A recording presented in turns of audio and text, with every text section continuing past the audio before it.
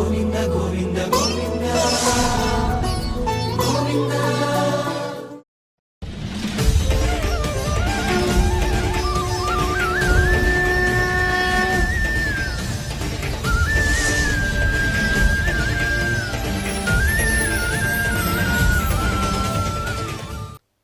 నమో వెంకటేశాయ. ఏడుకొండలవాడ వెంకటరమణ గోవింద గోవింద. శ్రీ శ్రీనివాస శ్రీ వెంకటేశ గోవింద గోవింద. కలియుగ ప్రత్యక్ష దైవం శ్రీనివాస పరబ్రహ్మ అనుగ్రహ విశేషంతో శ్రీమద్భాగవతంలో ఏకాదశ స్కంధంలోని విశేషాలు యథాశక్తి తెలుసుకుంటున్నాం. నారాయణం నమస్కృత్య నరం చైవ నరోత్తమం దేవీం సరస్వతీం వ్యాసం తతో జయముదీరయేత్. సుఖయోగీంద్రుల వారు పరీక్షిన్ మహారాజునకు భగవల్లీలా విశేషాలను వర్ణించి చెబుతున్నారు. ఉద్ధవుడు అడుగుతున్నటువంటి ప్రశ్నలకు శ్రీకృష్ణస్వామి సమాధానం చెబుతూ పరమాత్మ తత్వం గురించి వివరిస్తూ, ఓ ఉద్ధవ, భగవంతుణ్ణి పొందడానికి సాధకునకు ముఖ్యంగా 3 మార్గాలను నేను ఉపదేశించాను. జ్ఞానయోగము, కర్మయోగము, భక్తి యోగం అనే 3 విధాలని చెబుతూ ఉన్నారు. స్వధర్మస్థో యజన్యజ్ఞైః అనాసీః కామ ఉద్ధవ నయాతి స్వర్గనరకౌ యద్యన్నన్న సమాచరేత్. తన ధర్మాన్ని తాను చక్కగా ఆచరిస్తూ నిష్కామంతో చేస్తున్నటువంటి కర్మ సంబంధమైన ఫలితాన్ని ఏమాత్రము ఆశించకుండా, అంటే ఫలాపేక్ష లేకుండా నిష్కామంతో యజ్ఞయాగాదులు చక్కగా ఆచరిస్తే, యజ్ఞయాగాది కర్మల్ని గనక చక్కగా ఆచరించినట్లయితే, అదేవిధంగా కోరికలతో కూడినటువంటి కర్మలను కానీ, ఇది చేయకూడదు అని వేదము ప్రతిపాదించినటువంటి నిషిద్ధ కర్మలను కానీ చేయకుండా, కామ్యకర్మలు నిషిద్ధ కర్మలు వీటి జోలికి వెళ్లకుండా, ఫలాపేక్ష లేకుండా నిష్కామమైనటువంటి బుద్ధితో యజ్ఞయాగాదుల ద్వారా నన్ను గనక చక్కగా ఆరాధించినట్లయితే అతడు స్వర్గ నరకములను అతిక్రమించినటువంటి మోక్షాన్ని సాధించగలుగుతాడు అని చెబుతూ, అస్మిన్ లోకే వర్తమానః స్వధర్మస్థో అనఘః శుచిః జ్ఞానం విశుద్ధమాప్నోతి మద్భక్తిం వా యదృచ్ఛయా. మానవ జన్మ అనేది ఒక దుఃఖహేతు అయినప్పటికీ, ఈ దేహాన్ని ధరించటం అనేది దుఃఖ కారణమైన, దీనివల్ల కూడా ఎంతో ప్రయోజనం ఉంది, పురుషార్థాల్ని సాధించవచ్చు, మోక్షాన్ని సాధించవచ్చు అన్న మార్గాన్ని తెలియజేస్తున్నారు స్వామి. వర్ణాశ్రమ ధర్మాలు ఏవైతే వర్ణింపబడ్డాయో ఆ ధర్మములను గుణానుసారంగా ఏమాత్రము అతిక్రమించకుండా జాగ్రత్తగా తనకు తగిన విధంగా వర్ణాశ్రమ ధర్మములను పాటించినటువంటి వాడు పవిత్రుడవుతాడు. అలా పవిత్రమైనటువంటి హృదయం కలిగినటువంటి వాడు ఈ మానవలోకంలో ఉన్నప్పటికీ తన ధర్మాన్ని పాపరహితంగా శుచిగా ఉండేటువంటి హృదయంతో చక్కగా అవలంబించటం వల్ల శుద్ధమైనటువంటి జ్ఞానాన్ని పొందుతాడు. ఆ జ్ఞానము ద్వారా అదే విధంగా నా యందు భక్తిని కూడా సాధిస్తాడయ్యా. స్వర్గిణోప్యేతమిచ్చంతి లోకం నిరయిణస్తథ సాధకం జ్ఞానభక్తిభ్యాం ఉభయం తదసాధకం. స్వర్గలోకంలో నివసించేటువంటి దేవతలకు ఆహా అన్నీ అమరి ఉంటాయి, వాళ్ళకి ఏ లోటు లేదు అని అనుకుంటాం. అదేవిధంగా నరకంలో ఉన్నవాళ్ళు కూడా వాళ్ళు దుఃఖాలను అనుభవిస్తూ ఉంటారు, స్వర్గంలో ఉన్నటువంటి వాళ్ళు సుఖాలను అనుభవిస్తూ ఉంటారు. కాబట్టి ఈ స్వర్గంలోనూ నరకంలోనూ నివసించేటువంటి వాళ్ళిద్దరూ కూడా మానవలోకంలో, ఈ భూలోకంలో మానవ జన్మను పొందాలని కోరుకుంటారు. స్వర్గంలో వాళ్ళు కానీ నరకంలో కానీ, నరకంలో నివసించే వాళ్ళు కానీ ఈ భూలోకంలో నరజన్మని పొందాలని ఇష్టపడతారు. ఎందువల్లంటే ఈ స్వర్గము ద్వారా నరకము ద్వారా సాధించలేనటువంటి గొప్ప అనుభూతిని, ఆనందాన్ని, శాశ్వతమైన ఆనందాన్ని మానవ జన్మ ద్వారా పొందవచ్చు. భక్తి జ్ఞానముల ద్వారా మోక్షాన్ని సాధించవచ్చు. అందువల్లే స్వర్గలోకంలో ఉండేటువంటి దేవతలు కూడా మానవులు చేసేటువంటి కర్మల ద్వారా కానీ భక్తి ద్వారా కానీ పరమాత్మని పొందుతూ ఉంటే వాళ్ళు కూడా అసూయ చెందుతూ ఉంటారు. అబ్బో, వీళ్ళు మనకన్నా ఉత్తమమైనటువంటి స్థానాన్ని పొందుతున్నారే అని అనుకునేంత గొప్పగా పరమాత్మను పొందేటువంటి అవకాశం ఈ మానవ జన్మ ద్వారా సాధించవచ్చు. కాకపోతే దేహభ్రాంతిలో పడకుండా జ్ఞానాన్ని పొంది తద్వారా భక్తి మార్గాన్ని అవలంబిస్తూ పరమాత్మను చేరుకోవచ్చు. అందువల్ల మానవ జన్మ అనేది చాలా దుర్లభమైనది. న స్వర్గతిం కాంక్షేత్ నారకీం వా విచక్షణః నేమల్లోకంచ కాంక్షేత దేహావేశాత్ ప్రమాద్యతి. మానవుడు నిజానికి నరకలోకాన్ని కోరకూడదు, స్వర్గలోకాన్ని కోరకూడదు, మానవునిగా జన్మించాలని కూడా కోరుకోకూడదు. మానవ జన్మ అనేది దుర్లభమే.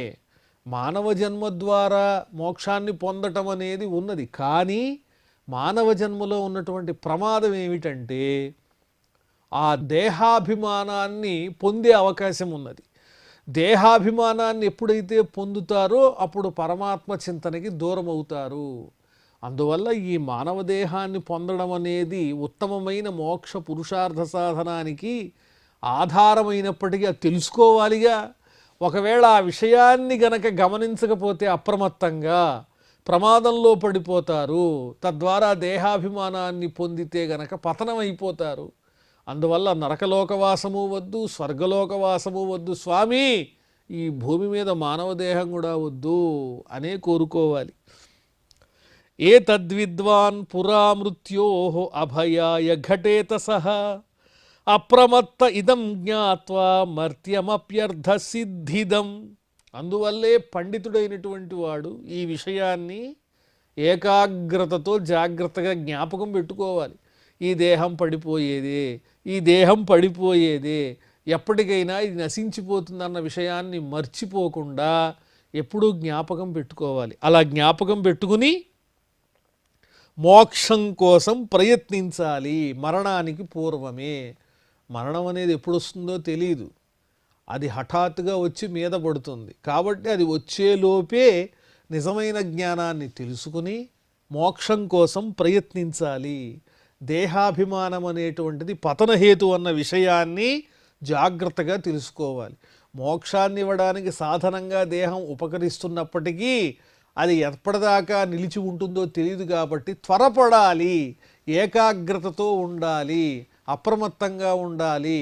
దేహాభిమానం అనే భూతాన్ని దగ్గరికి రానివ్వకూడదు అని చెబుతున్నారు. ఛిద్యమానం యమైరేతైః కృతనీడం వనస్పతిం ఖగస్వగేతముత్సృజ్య క్షేమం యాతి హ్యలంపటః. ఇక్కడ ఒక పక్షిని ఉదాహరణగా చెబుతున్నారు. మానవులు ఇళ్ళు కట్టుకుంటారు, పక్షులు గూళ్ళు కట్టుకుంటాయి. ఆ గూళ్ళు కట్టుకున్న తర్వాత పక్షులు ఏం చేస్తాయి? ఆ గోళ్లల్లో నివాసం ఉంటూ ఉంటాయి. కొన్ని పక్షులకి తెలివితేటలుంటే, నిజమైన జ్ఞానం ఉంటే, క్షుద్రులైన నీచులైన మానవులు ఈ గూడుని ఎప్పటికైనా పడగొట్టేస్తారు. ఈ గూటి మీద మనం ఆశపడకూడదు అని ముందుగానే నిర్ణయించుకుని అవి ఆ గూడు అనేటువంటి లంపటం పెట్టుకోకుండా ఎగిరి వెళ్ళిపోతాయి స్వేచ్ఛగా. అలాగే మానవులు కూడా ఈ దేహం అనేటువంటి గూడు ఉందే, ఇది కూడా ఎప్పటికైనా పతనమైపోతుంది. కాలం అనేటువంటి మృత్యువు చేత కబళించబడుతుంది అనేటువంటి జ్ఞానాన్ని పొందినటువంటి వారై స్వేచ్ఛగా ఉండాలి. ఈ దేహం మీద లంపటం అనేది పెట్టుకోకూడదు. అహోరాత్రములనే కాలం ఏదైతే ఉందో, రాత్రి పగలు అనేటువంటి కాలం ఏదైతే ఉందో అదే ఈ గూటిని పడగొడుతుంది, ఈ దేహాన్ని పడగొడుతుంది. ఉదయం అవుతోంది, రాత్రి అవుతోంది, హాయిగా భోజనాదులు చేస్తూ ఉన్నాము, సుఖిస్తున్నాము, శయనిస్తున్నాము, ఏమీ తెలియటం లేదు. కానీ ఒకరోజు గడిచిపోయింది అంటే ఆయుర్దాయంలో ఒకరోజు గడిచినట్లేగా. ఆ విషయాన్ని జ్ఞాపకం పెట్టుకున్నవాడు పండితుడు. ఆ విషయం ఉన్నవాడు తప్పులు చెయ్యడు, ఎవరికి అపకారం చెయ్యడు, దోషబుద్ధి ఉండదు. ఎందువల్లంటే దానివల్ల ప్రయోజనం ఏమున్నది? మృత్యు వచ్చేలోపుగా ముక్తి మార్గాన్ని సాధించుకోవాలనేటువంటి తపనలో ఉంటాడు. అతడే నిజమైన వివేకి. పండితుడంటే కేవలము అధ్యయనం చేసి బాగా నేర్పు కలిగిన వాడని మాత్రమే అర్థం కాదు. వివేకి, జ్ఞానం కలిగిన వాడు పండితుడంటే ఉన్న సమయంలోనే ఇల్లు చక్కదిద్దుకోవడం అంటే అర్థం ఏమిటి? భగవంతుడిని గురించి ఆలోచించి మళ్ళీ జన్మ లేకుండా చేసుకోవటం. అహోరాత్రై ఛిద్యమానం బుద్ధ్వాయు భయవేపథు ముక్త సంగ పరం బుద్ధ్వా నిరీహ ఉపశామ్యతి. రాత్రి పగలనేవి ఈ రెండు కూడా మన ఆయుర్దాయాన్ని పోగొడుతున్నాయని తెలిసి భయవేపథు, భయంతో వణికిపోవాలి. అయ్య బాబోయ్, ఈరోజు గడిచిపోయింది ఎలాగో కదా అని భయపడుతూ సాధకుడు దేనియందు ఆశ లేకుండా మనస్సులో శాంతిని సాధిస్తాడు. ఇది అద్భుతమైన మాట. శాంతిని సాధించాలంటే మార్గం ఏమిటి? మనస్సులో ఉన్న ఆవేగం అనేది తగ్గిపోవాలి. ఆవేగం అంటే కోరికల యొక్క పరంపర తగ్గిపోవాలి. అది ఎప్పుడు తగ్గిపోతుంది? మనం పొందేటువంటి కోరికలేవి శాశ్వతంగా ఉండేవి కాదు, ఈ దేహాన్ని నిలిపేవి కాదు. వేల ఏళ్ళు కానీ లేదా శాశ్వతంగా కానీ ఈ దేహం నిలిచి ఉండదనేటువంటి ఆలోచన కలిగినప్పుడు మాత్రమే ఆ కోరికల మీద ఆశ అనేది తుణిగిపోతుంది, తెగిపోతుంది. అప్పుడు మాత్రమే భగవంతుణ్ణి ధ్యానించగలుగుతాం. నిర్దేహమాద్యం సులభం సుదుర్లభం ప్లవం సుకల్పం గురుకర్ణధారం మయానుకూలేన నభస్వతేరిదం పుమాన్ భవాబ్ధిం నతరేత్ స ఆత్మ. దుర్లభమైన మానవ జన్మని పొంది కూడా ముక్తి కోసం సాధన చెయ్యలేదంటే వాళ్ళు ఆత్మహత్య చేసుకున్నట్టే. అది ఆత్మహత్యతో సమానము. ఈ మానవ దేహాన్ని పొందిన తరువాత దానికి ఉపయోగం ఏమిటంటే మోక్ష సాధన చేయటమే. అది చెయ్యకపోతే అది ఆత్మహత్యతో సమానం.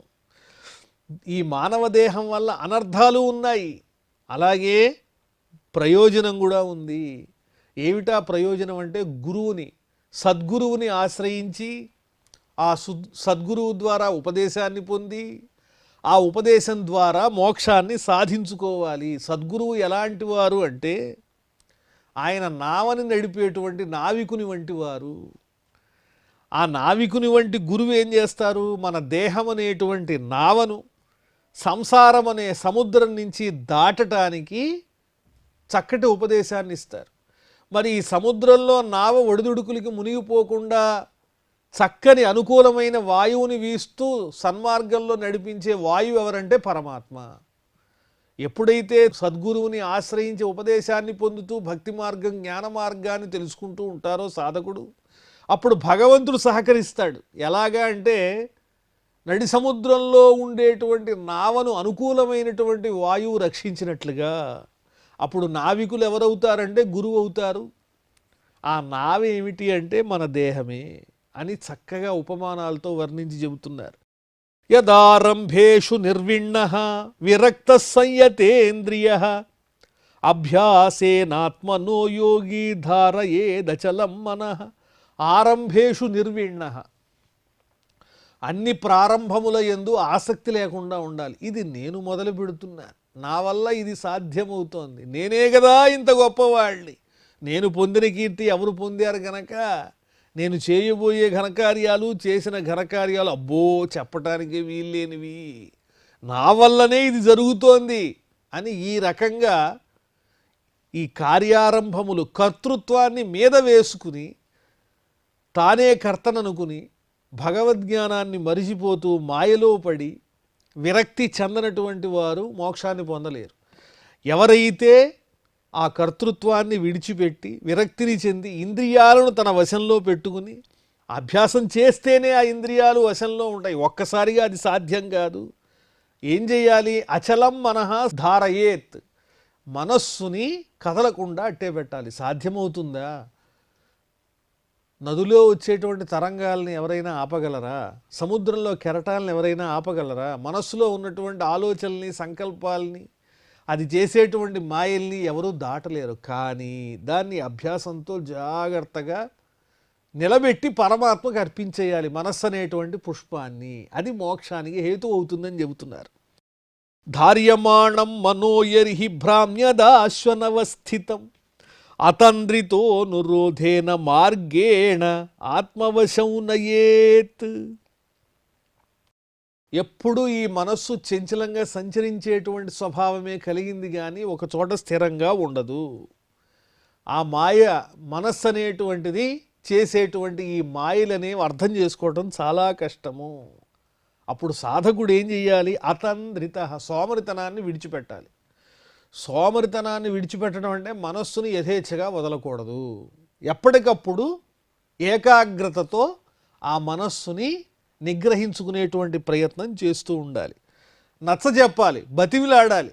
ఎందుకులే ఓ మనసా, నీకెందుకు అటుపోయే ఆలోచన, వచ్చి ఇక్కడ కూర్చో, ఆ భగవంతుడి మీద ఉండు, కొంచెం హితంగానే ఉంది నేను చెప్పిన మాట, కష్టమే ఆచరించడం. నీకు ఎదురుకుండా వెళ్ళాలనిపించేది నీకు చాలా ఇష్టంగా కనిపిస్తోంది, కానీ అటు పెడితే చెడిపోతావో మనసా, వద్దు వద్దు వద్దు అని దయచేసి వచ్చి పరమాత్ముడి మీద నువ్వు నిలబడవా ఏకాగ్రతతో? కష్టంగానే ఉంది కానీ నిలబడు అని జాగ్రత్తగా మనసుకి నచ్చజెప్పి బతివిలాడి ఆ మనసుకున్న చంచలమనే సహజ స్వభావాన్ని ప్రశాంతంగా నెమ్మదిగా దూరం చేస్తూ ఒక్కొక్క మెట్టు దాన్ని నిలబెట్టుకునే ప్రయత్నం చేయాలి. ఒక్కసారిగా అది సాధ్యం కాదు. మనోగతిం న విసృజేత్ జిత ప్రాణో జితేంద్రియ సత్వసంపన్నయా బుద్ధ్యా మన ఆత్మవశన్నయేత్. కాబట్టి ఎట్టి పరిస్థితుల్లోనూ సాధకుడైనటువంటి వాడు, భగవంతుణ్ణి పొందాలనుకున్నటువంటి వాడు, మోక్షాన్ని సాధించాలనుకున్నటువంటి వాడు మనస్సుని ఎట్టి పరిస్థితుల్లోనూ నిర్లక్ష్యం చేయకూడదు. మనస్సుని ఏకాగ్రతలో పెట్టాలి. మనస్సు ఏకాగ్రతలోకి రావాలంటే ఏం చేయాలో చెబుతున్నారు. మనస్సుని ఏకాగ్రతలో పెట్టమన్నారండి, బతివిలాడమన్నారు, నచ్చజెప్పమన్నారు, అయినా కుదరటం లేదు అంటే సత్వగుణాన్ని అలవరుచుకోవాలి. ప్రథమంలో సత్వగుణాన్ని అలవరుచుకోవటం అంటే అర్థం ఏమిటంటే రజోగుణాన్ని తమోగుణాన్ని విడిచిపెట్టాలి అని అర్థం. రజోగుణాన్ని తమోగుణాన్ని విడిచిపెట్టడం అంటే అర్థం ఏమిటి అంటే క్రోధము, లోభము ఇత్యాదిగా కలిగినటువంటి దుర్మార్గమైనటువంటి దుర్గుణాలన్నింటినీ ఒక్కొక్కడిగా జాగ్రత్తగా మనలో మనమే విడిచిపెట్టేయాలి. త్యాగబుద్ధి, మనకిది లభించలేదే అనేటువంటి తపన, ఇది లేకపోతే మనం బతకలేమేమో అనేటువంటి వ్యామోహం, వీటన్నిటినీ ఒక్కొక్కటిగా తుంచుకుంటూ వచ్చేసి సమమైనటువంటి చక్కని స్థితికి చేరుకోవటం సత్వగుణము. ఆ శ్రీ మహావిష్ణువునందు పరమాత్మయందు నెమ్మదిగా మనస్సుని నిలబెట్టడానికి ఈ తమోగుణం రజోగుణం అడ్డం. అందువల్ల వాటిని తప్పించి ఎవరు ఏమి సాధించినా అది పరమాత్మ యొక్క సంకల్పము. నీ అనుగ్రహం నాకు కావాలి, కనిపించేదంతా నీ స్వరూపమే అయినప్పుడు నాలో ఈ హెచ్చుతగ్గులు, భావాలలో ఉద్రేకాలు ఇవన్నీ ఎందుకు కలుగుతాయి? కలగవు. అంతా నువ్వేగా అనే భావనకి చేరుకోవటమే శుద్ధ సత్వం. అలాంటి సత్వగుణాన్ని సాధించినప్పుడు మనస్సు మాట వింటుంది, లేకపోతే చూసినవన్నీ కావాలంటుంది. అందువల్ల ఆ సత్వగుణాన్ని అలవరుచుకోవటం అనేది మనస్సుని నియంత్రించుకోవటానికి ఒక సాధనం. ఏష వై పరమో యోగో మనసః సంగ్రహ స్మృతః హృదయజ్ఞత్వమన్విచ్ఛందమస్యేవార్వతో ముహుః. బాగా పొగరుతో ఉన్నటువంటి గుర్రం ఉంటుంది అశ్వం, అది చెప్పిన మాట వినదు, ఎటు పడితే అటు వెడుతూ ఉంటుంది. అప్పుడు ఆ అశ్వాన్ని నడపటానికి ప్రయత్నించేటువంటి వాడు ఆశ్వికుడు ఏం చేస్తాడు? దాన్ని నెమ్మదిగా సాధన చేసి తన నియంత్రణలోకి తెస్తాడు. ఆ మనస్సుని కూడా అలా తీసుకురావాలి. తన మనస్సులో ఏదుందో తెలుసుకుని అశ్వం ఆ రకంగా పయనించేటట్టుగా, ఆ గుర్రం అటు వెళ్ళేటట్టుగా దాన్ని ఏర్పాటు చేసుకుంటాడు. తనని అధిరోహించి నడిపేటువంటి ఆ ఆశ్వికుని యొక్క మనస్సును అనుసరించి ఆ గుర్రం మెలిగే విధంగా ఇప్పుడు యజమానికి ఇది కావాలి, ఇలా వెళ్ళాలి, ఇక్కడ నెమ్మదిగా వెళ్ళాలి, ఇక్కడ వేగంగా వెళ్ళాలి, ఇక్కడ ఆగాలి. ఇలాంటి విషయాలు ఏ విధంగానైతే అశ్వం యొక్క మనస్సుకి అర్థమయ్యేలాగా ఆశ్వికుడు శిక్షణ ఇస్తాడో ఆ రకంగా మనస్సునకు మనం శిక్షణ ఇవ్వాలి. అలా శిక్షణ ఇవ్వకపోతే అది కళ్ళాలు తెగినటువంటి అశ్వంలాగా ఎటు పడితే అటు పరిగెత్తి ఏది పడితే అది చేస్తుంది. అదే చేస్తోంది. ఈ సమాజంలో జరిగేటువంటి సంఘర్షణలకి, కలహాలకి, ఒకరి పట్ల ఒకరికి ద్వేషం కలగడానికి, భావావేశాలు కలగడానికి కారణం ఏమిటి? కళ్ళాలు వదిలేసినటువంటి మనస్సే. ఒకరిలో ఉన్నటువంటి గొప్పని ఆహ్వానించేటువంటి శక్తి వేరొకరికి ఉండదు. 24 గంటలు రంధ్రాన్వేషణలే తప్ప గుణముల యొక్క బాహుళ్యాన్ని సత్వగుణంతో చూచి దాన్ని ఆనందించేటువంటి హృదయాన్ని కూడా అవలంబించాలి. లేకపోతే ఏళ్ళు గడిచిపోతాయి, రాత్రి పగలు గడిచిపోతుంది, ఆయుష్ తరిగిపోతూ ఉంటుంది, కానీ నిజమైన జ్ఞానం అనేది కలగదు, సత్వగుణం కలగదు. సత్వగుణం కలగనప్పుడు అసలు భగవంతుడిని పొందడానికి అర్హతే లేదు. కాబట్టి సమస్థితికి చేరుకోవాలి, ఆ మనస్సుని తన వశంలో ఉంచుకోవాలి. అందరి మీద చూపించేటువంటి ఆ భావోద్రేకములన్నింటినీ విడిచిపెట్టి తన సాధన, తన యొక్క గొప్పతనం ఎక్కడ చూపించాలంటే మనస్సుని నియంత్రించడంలో చూపించాలని చెబుతున్నారు. సాంఖ్యేన సర్వభావానాం ప్రతిలోమానులోమతః భవాప్యయావనుధ్యాయేత్తు మనోయావత్తు ప్రసీదతి. ఈ సమస్తమైనటువంటి జగత్తు దేని నుంచి పుట్టింది? పరమాత్మని యొక్క మాయా విశేషం చేత ఈ త్రిగుణములలో వచ్చేటువంటి హెచ్చుతగ్గుల నుంచి పుట్టింది. అక్కడి నుంచి మహత్తని, అహంకారమని ఇలాంటివి తత్వాలు ఎన్నో చెప్పబడ్డాయి. ఈ తత్వముల యొక్క అవరోహణ క్రమం ఏదైతే ఉందో అదే సృష్టి, ఆరోహణ క్రమం ఏదైతే ఉందో చివరికి పరమాత్మలో లీనమవటం ఏదైతే ఉందో ఆరోహణం, అది లయము. ఈ రకంగా పరమాత్మలో లీనమవడం అనేది ఆరోహణము, అలాగే సృష్టి అనేటువంటిది అవరోహణము అని ఆ మహత్తు, అహంకారము ఇత్యాది తత్వాలన్నీ కూడా వివరిస్తూ ఉన్నాయి కదా. వాటిల్ని చక్కగా ఆలోచించాలి. ఏం ఆలోచించాలి? సృష్టి, లయము, స్థితి ఏమిటి? వీటి యొక్క పరిస్థితి. సృష్టి జరుగుతోంది, నడుస్తోంది, లయం అయిపోతుంది. మళ్ళీ సృష్టి జరుగుతోంది, నడుస్తోంది, లయం అయిపోతోంది. స్థిరంగా ఉండేది ఏమిటి అంటే పరమాత్ముడు ఒక్కడే. కాబట్టి మళ్ళీ సృష్టింపబడకుండా, మళ్ళీ జన్మని పొందకుండా, మళ్ళీ మరణాన్ని పొందకుండా శాశ్వతంగా పరమాత్మలోనే ఉండేటువంటి విధానం, పరమాత్మనే సంపాదించేటువంటి ఆ మోక్ష సాధనాన్ని గురించి నిరంతరం ఆలోచించాలి. నిరంతర పరిణామంలో ఉండేటువంటి ఈ జగత్తు యొక్క విపరీతం నుంచి దాటి, మాయను దాటి, ఆ మాయానబడే పరమాత్మ యొక్క తెరను అతిక్రమించి ఆ పరమాత్మని సాధించడానికి ఏం చేయాలి అని అనుక్షణము కూడా ఒక విధమైనటువంటి ఆలోచన అనేది వివేకి చేస్తాడు. వివేకి అంటే భవిష్యత్తుని చూడగలిగినటువంటి వాడు. మన భవిష్యత్ ఏమిటి? పునరపి జననం, పునరపి మరణం, పునరపి జనని జఠరే శయనం అనేది ఏదైతే ఉందో అదే జరుగుతూ ఉంటుంది. భవిష్యత్ అంటే ఈ జీవితంలో ఈ దేహాన్ని ధరించినప్పుడు ఉన్న భవిష్యత్తు మాత్రమే కాదు, ఎన్ని జన్మలు ఇలా జరుగుతూ ఉన్నాయో ఆ భవిష్యత్తును ఆలోచించగలిగినటువంటి వారు ఈ చక్రం నుంచి బయటపడడానికి వివేకి ఏం చేస్తాడంటే, ఇది నిస్సారము, ఎప్పటికైనా పోయేదే కాబట్టి దృష్టి దీని మీద వద్దు, వదిలేయి. ఈ సృష్టి ఈ తత్వాల ద్వారా జరుగుతూ ఉన్నది కాబట్టి మనం పరమాత్మను చేరుకోవాలి అనే స్థిరమైనటువంటి ఆలోచన చేస్తాడు. నిర్విణ్ణస్య విరక్తస్య పురుషస్యోక్తవేదినః మనస్త్యజతి దౌరాత్మ్యం చింతితస్యాను చింతయా.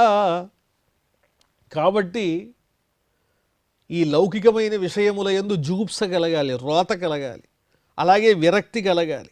అలా కలిగినటువంటి వానికే, అటువంటి పురుషునకే గురువు యొక్క ఉపదేశం చక్కగా చెవిలో దూరుతుంది. లేకపోతే ఏనుగు చెవిలో పోసి నీరులాగా జారిపోతుంది.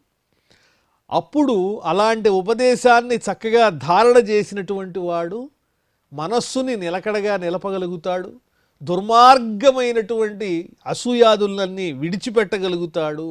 ఆ మనస్సు స్వచ్ఛంగా ప్రకాశిస్తుంది. యమాదిభిర్యోగపథైః ఆన్వీక్షిక్యా చ విద్యయ మమార్చోపాసనాభిర్వా నాన్యైర్యోగ్యము స్మరేన్మనః.